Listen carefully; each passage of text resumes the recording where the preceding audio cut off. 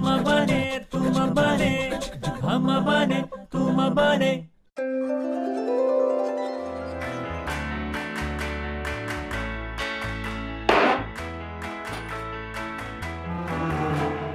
अरे आता लवकर जायचं चालू होतं तुझं आणि आता बसलास काय परत?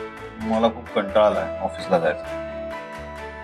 मकरंद काय यार, काय पद्धत आहे का? सकाळी लवकर जा, रात्री लेट या, दमलो मी आता। हे बघ आता मार्च एंडिंग आहे म्हटल्यावर प्रेशर असणारच ना रे कामाचं। हो खरं सांगतो यार, मला ना नाही जमत अशा पद्धतीने काम करा। स्वतःसाठी काही उसंतच मिळत नाही। कधी कधी असं वाटतं ना सरळ रिझाईन करून मोकळं व्हावं यार। आणि करायचं काय रिझाईन करून? मला नाही माहिती हर्षदा काय करायचं, पण आता या क्षणाला मला असं वाटतंय की हा जॉब सोडून द्यावा। हो पण आता आधी आता ऑफिसला जा ना, तो उशीर होतोय ना। हो ना यार, खरंच नको। तुला सांगतो पाठ आणि मान इतकी दुखते ना दिवसभर बसून बसून, साधं मान वर करून पाहिजे सुद्धा उसंत नसते। सगळे असे दमलेल्या चेहऱ्यांनी काम करतात त्या बँकेत, तरी ही काय नोकरी आहे का यार? हो आय कॅन अंडरस्टँड, पण आता जे आहे ते आहे ना। हं जावं तर लागेलच ना। निघ ना प्लीज, उशीर होईल। अगं तू शाळेत पाठवल्यासारखी मागे नको ना लागूस माझ्या। ऐकून घे ना मी काय सांगतोय ते। अरे पण काही वेगळं बोललास तर ऐकून घेईन ना मी। रोज रोज तू तेच बोलतोयस मकरंद। I know. ए हर्षदा, खरंच सोडू का मी नोकरी? मला ना खरंच खूप कंटाळा येतो। बरं मग सोड नोकरी। खरंच करू रिझाईन मी? हो कर, पण त्यासाठी तरी जावं लागेल ना ऑफिसला। आज ना करतोच मी रिझाईन। कंटाळा आलाय नोकरीचा, देतो सोडून। हो सोड, मग बघू काय करायचं। आज करतोच मी रिझाईन। चल येतो। हो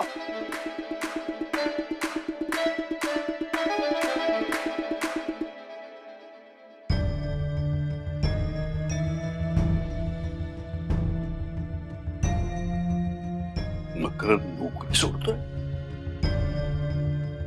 तो सोडतोय, पण हर्षदा त्याला हो म्हणते।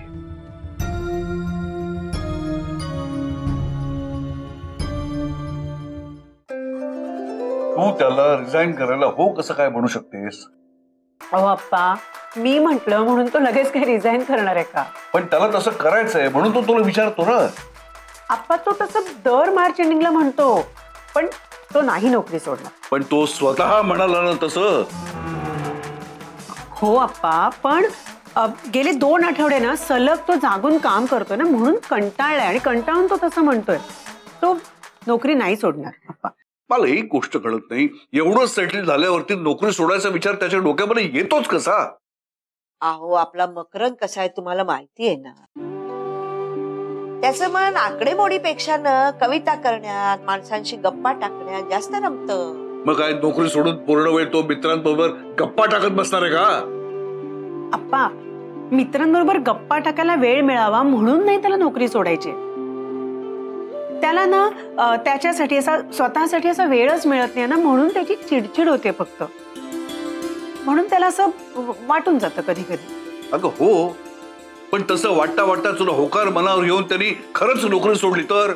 अप्पा गेले 3 वर्ष तरी असं झालेलं नाहीये। म्हणजे याचा एक अर्थ तुझ्या लक्षात येतोय? गेली 3 वर्ष तो नोकरी सोडायचा विचार करतोय। अप्पा 3 नाही 6।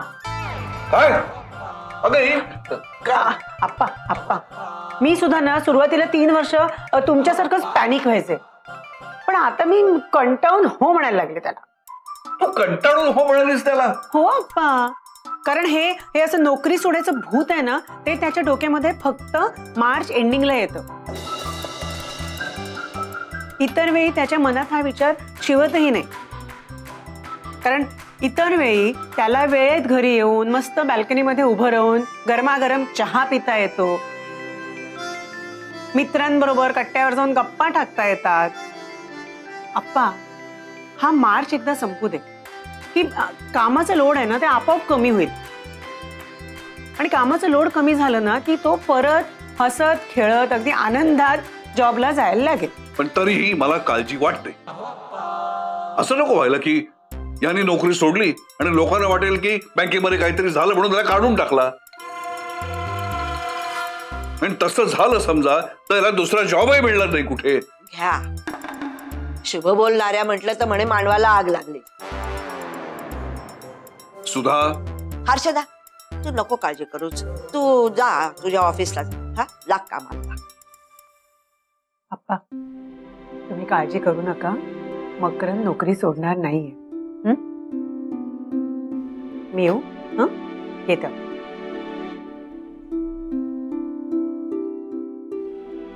सावकाश जा ग. हो आई.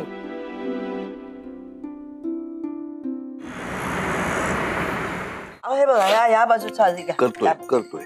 पण म्हणजे तिकडे आई, करा. अप्पा चहा गरमागरम. ठेव तिकडे.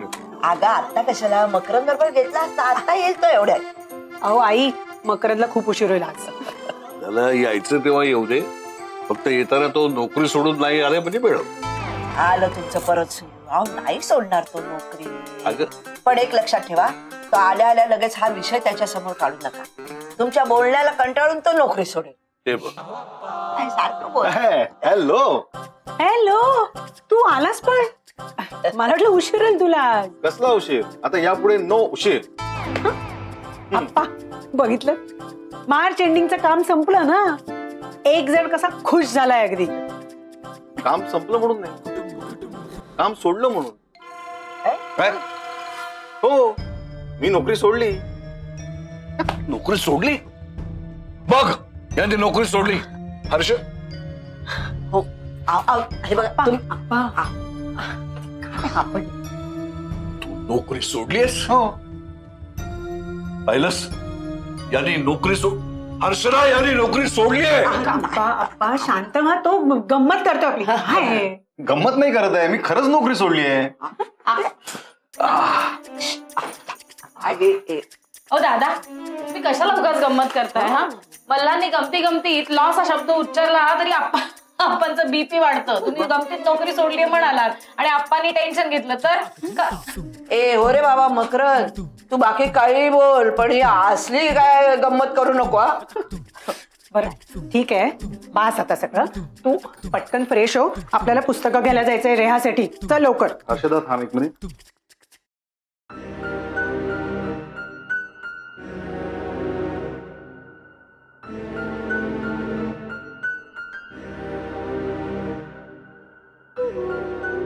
तुमचा विश्वास बसत नाहीये का मी काय सांगतोय त्याच्यावर?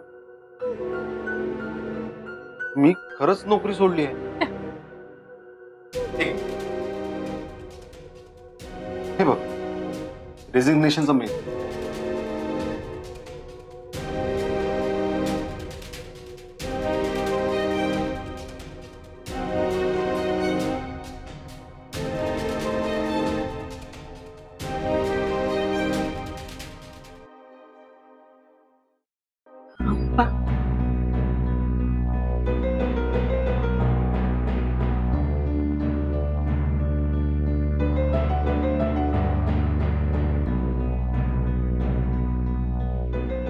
तू खरंच जॉब सोडलास का? सकाळी तूच म्हणालीस ना की सोड, आपण बघू नंतर काय करायचं. मी तुला म्हटलं होतं हर्षदा, यांनी जर तुझं बोलणं मनावरती घेतलं सिरियसली तर घोळ होईल म्हणून त्यांनी जॉब सोडलाय. आता आप्पा तुम्ही नका टेन्शन. एक अक्षर बोलू नकोस. अरे ही अशी नोकरी कोणी सोडता का? मुलीचं शिक्षण बाकी आहे, दुखणं खुपणं आहे, संसार चालवणं आहे. आप्पा पण मी आयुष्यभर घरात बसून राहणार आहे का? तो मुद्दाच नाहीये मकरंद. हा? तू जॉब का सोडलास पण? का? कारण मला या वर्क प्रेशर मध्ये काम नाही करता येत यार हर्षदा. मला नाही सहन होत, माझा नाहीये तो पिंड. आणि तू पण सकाळी म्हणालीस ना की सोड म्हणून जॉब. अरे पण तसं मी गेली 3 वर्ष म्हणते मकरंद. मग एक्झॅक्टली गेली 2 वर्ष माझी हिंमत नाही झाली, यावर्षी झाली हिंमत, मी सोडला जॉब, दिलं, केलं रिझाईन. याला हिंमत नाही म्हणत, याला मूर्खपणा म्हणतात. तरी मी तुला सांगत होतो सकाळी, याचा काहीही भरोसा नाही, हा हरफल मौला माणूस आहे.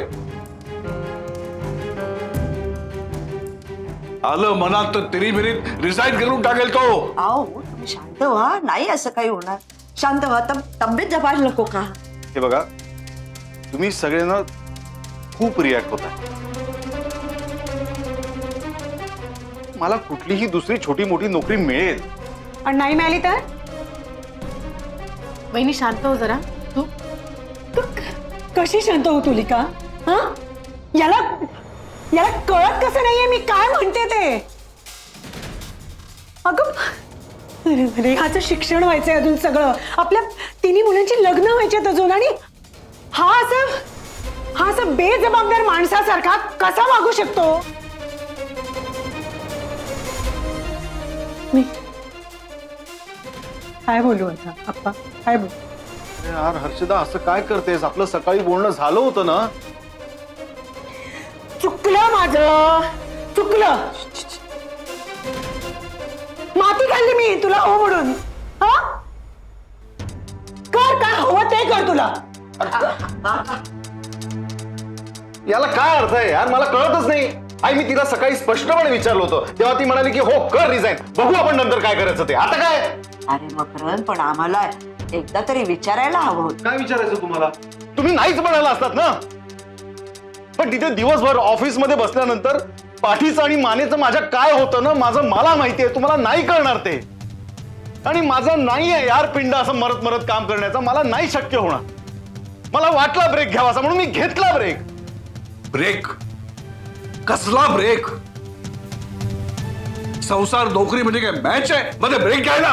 अप्पा, मी फक्त नोकरी सोडली, संसार नाही. उगाच कुठलाही विषय कुठे नेऊ नका प्लीज. अरे पण आई, मकरन, बस. तुलाही व्यवस्थित माहिती आहे की असं रात्रंदिवस मरत मरत काम करण्याचा माझा पिंड नाही. मला महिन्याच्या पगारापेक्षा ना जगण्यासाठीची उसंत जास्त महत्वाची वाटते. तरीही मी इतकी वर्ष शांतपणे नोकरी केलीये ना. आता मला घ्यावा असा वाटला ब्रेक म्हणून मी घेतला. उगाच इश्यू करताय सगळे नको त्या गोष्टींचा. अरे बाबा, मकरन, ए मकरन, अहो इश्यू नको त्या गोष्टींचा इश्यू करतो आपण. अहो नाही, तुम्ही शांत व्हा. हे बघा, असं काही होणार नाही. तुम्ही नका उगीच त्रास करून घेऊ. आपण बोलू ना त्याच्याशी, निवांत बोलू नंतर. तुम्ही शांत व्हा बरं. काय झालंय? काय काही नाही रे, मी ती ऍक्च्युली. बाबा, काका, गेस व्हॉट? काय काय मी दुबईला जाणार आहे. काय? हो, आमचा जो बास्केटबॉलचा क्लब आहे ना, तो इंटरनॅशनल मॅच खेळण्यासाठी दुबईला जाणार आहे आणि मी सिलेक्ट झाली आहे. वा वा, बात आहे. बस कळलं रे. हा पण बस. मॅचेस कधी आहेत? नेक्स्ट वीक मध्ये शेड्यूल डिक्लेअर होईल आणि त्यासाठी लागणारा खर्च म्हणजे खाण्यापिण्याचा, येण्या जाण्याचा, क्लब आणि आपण अर्धा करणार आहोत. आणि अमाऊंट इज 3 lakhs. 3 लाख? तू देशील ना? हा देणार ना, का नाही देणार दादा. हो, म्हणजे बघ, मला माहिती होतं की तू नाही म्हणणारच नाही, म्हणून मी सरांना डायरेक्ट हो म्हटलं. तू हो म्हटलंस का? हो, त्यांनी मला विचारलं होतं की एकदा घरच्यांना फोन कर आणि विचार, पण मी म्हटलं की मला माझा बाबा एकदम पाठ, तो नाही म्हणणं शक्यच नाही. तरी पण सर म्हणत होते तर एकदा घरी विचारायचंच ना. विचारायचं? अरे पण तूच म्हणतोस ना की आपल्याला जे वाटेल ते बिनधास्त करायचं, विचारायचं नाही, सरळ येऊन मला सांगायचं आणि त्यासाठी जे लागेल ते मी देईन, म्हणून मी सांगितलं हो. नाही म्हणायला हवं होतं का? नाही, बरं झालं तू हो म्हणालीस ते. खेळून आलीस ना आता, दमली असशील. आज जा, फ्रेश हो आणि अभ्यासाला बस. हो.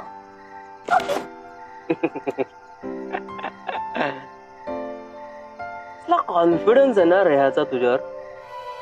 सई आणि पार्थ पण असंच आहे, सेम. कमाल असतं ना मुलांची. म्हणजे बापाच्या जीवावर जगाशी लढायला पण तयार होतात आणि स्वतःच्या मनातली स्वप्न जोडायला सुद्धा.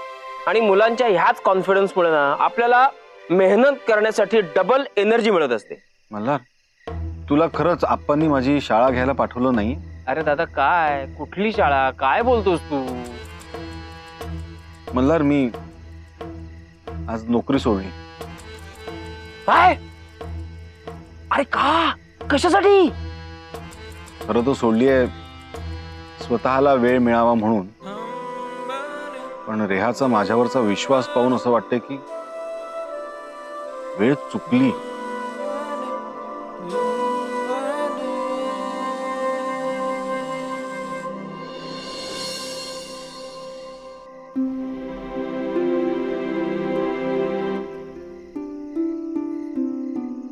मकरन, अरे आपल्या रेहाला ना तिच्या क्लब तर बोलली मला ती, बोलली. रागवलंयस माझ्यावर? नाही नाही, सॉरी, मी तुला आप्पांसमोर बोलले, पण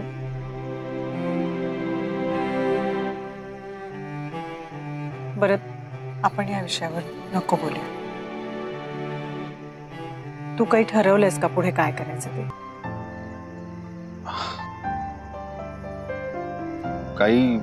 काहीच नाही का? म्हणजे विचार केला की ब्रेक घेऊ आणि मग निवांत ठरवू. मकरन, काही ठरवून मग सोडायचं असणार आहे जॉब. काहीतरी प्लॅन ऑफ ऍक्शन असता ना आपल्या समोर.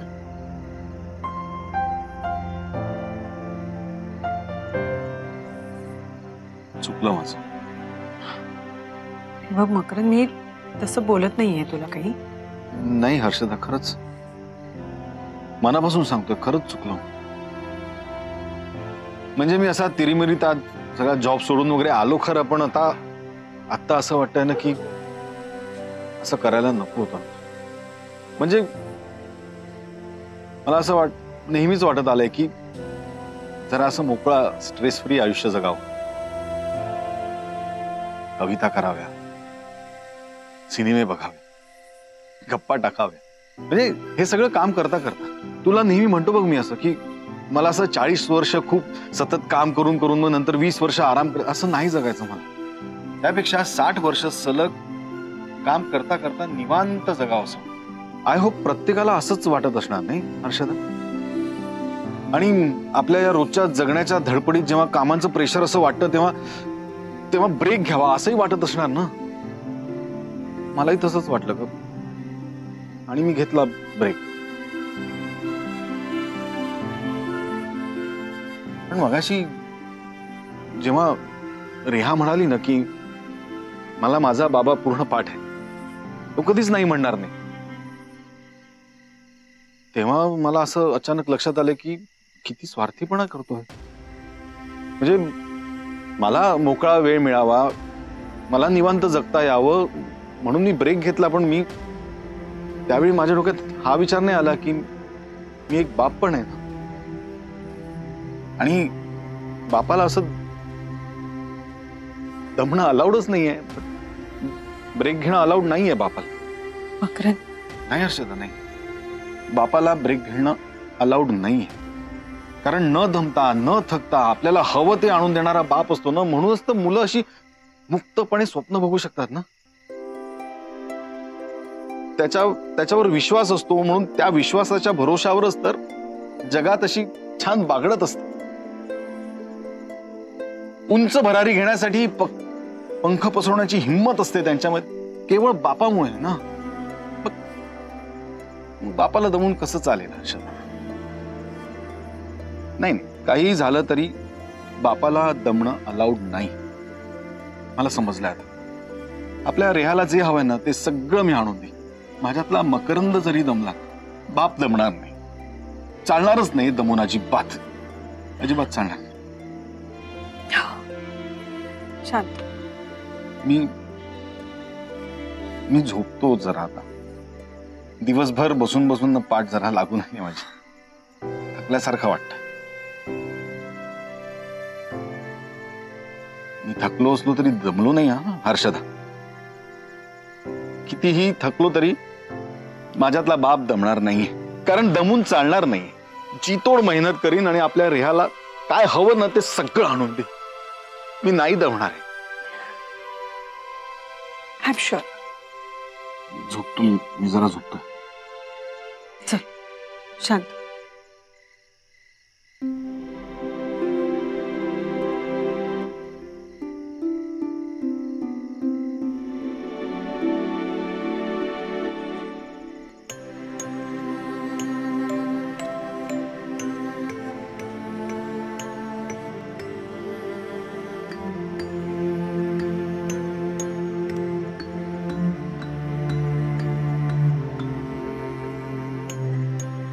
होमवर्क झाला का रेहा?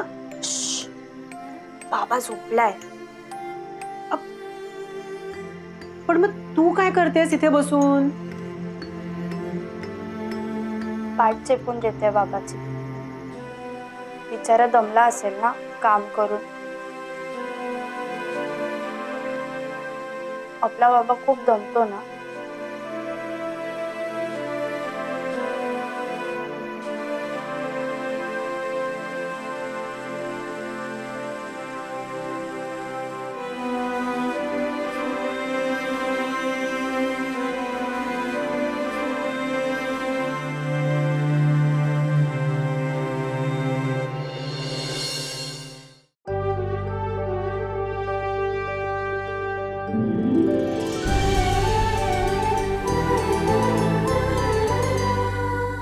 अधिक माहितीसाठी सोनी लिव्ह ॲप डाउनलोड करा. Sony Liv, we live to entertain.